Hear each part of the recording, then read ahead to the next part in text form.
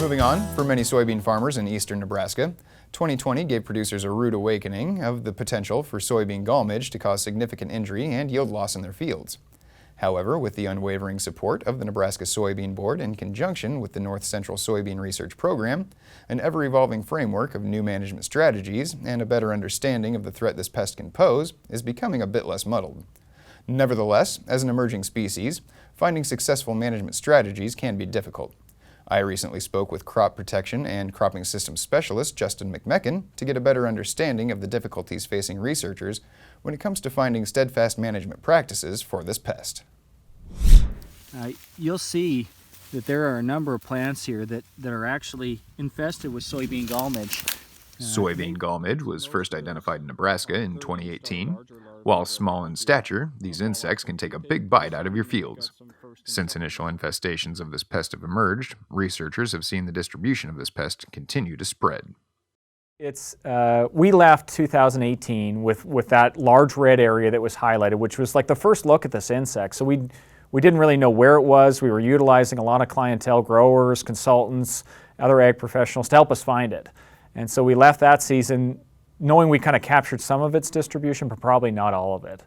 And so those counties, after we've highlighted them, we're not revisiting them to say, are they still infested? It appears they are. But the following year, I would say when we added that orange color to that, we really kind of, what I felt, at least in Nebraska, was we filled in the spaces where we knew the insect was confidently. And then if you look to this past year, everything that's yellow, you notice an expansion west in Nebraska. We basically highlighted every county in 2019 to the east. And there's two things that are happening. It could be expanding. We're finding it in very low numbers out in those counties. If I was a grower and I saw my county just got highlighted yellow last year, I probably had no idea it was even present. Somebody like myself was through that county. I know where to look for it. We have good recommendations, a NEB guide that just came out on how to find it when it's in really low numbers. But it's possible that either this is expansion, meaning that it is moving to new counties, or we're getting really good at finding it. But not surprising, I guess, expected that we would continue to grow the distribution each year. We don't know if that'll continue, and so that remains kind of to be seen as we move through the next couple of years on where we find it. With some success in management practices through the 2019 growing season, Justin says things were looking up. However, throughout the 2020 growing season, he came to determine there's still a lot of work to be done. Yeah, so 2020 was a learning experience. We'd been through only one season prior to that with soybean gall midge in 2019. And when we left 2019, we had an average emergence of about 15 days where the adults emerged from last year's soybean field. And so we had an expectation going into 2020 we'd see something similar.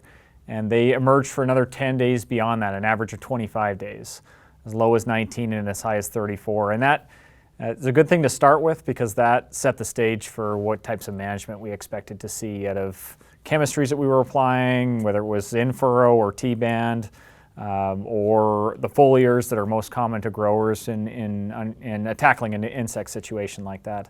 And unfortunately, it was really hard on all the management practices that we had. And so our foliars really didn't do as well as they did in 2019. They showed some response, just not as much.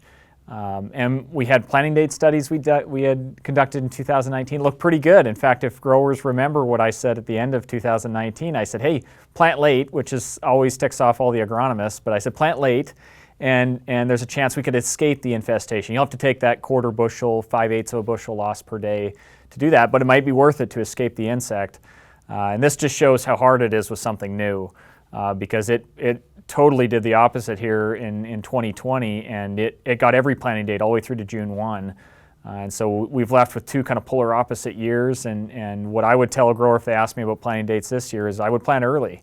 That may not be the best case long term, but planting late had a significant impact on losses last year. They really capitalized on those late planting dates. Justin tells me there are two groups of growers when it comes to soybeans. The first group has never seen or felt the effects from soybean gall midge. For this particular group of producers, Justin recommends no action other than scouting.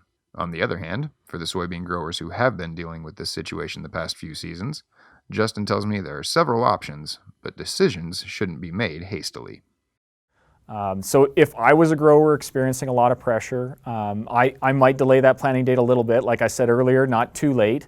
And a seed treatment has shown to help a little bit, although it's not going to answer the season's response. So it's an early season thing. We all know we're not going to expect long-term control from seed treatments. They're meant for early season pests.